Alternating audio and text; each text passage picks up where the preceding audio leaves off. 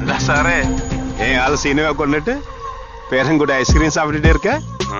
Just miss இல்லைன்னா தலை போச்சு. காப்பாத்திட்டுல எவ்வளவு வாட்டி காப்பாத்திடும்? 2 வாட்டி 10 வாட்டி 100 வாட்டி காப்பாத்திடுவான். நான் 1000 வாட்டி பண்ணுவேன். உன் பேரனோட தலார்த்த உனக்கு பார்சல் அனுப்புற வரைக்கும் எனக்கு உறக்கமே இல்லை சாரே. മനസ്സിലായോ? അല്ല പുണ പാട്ട പോടുറാ.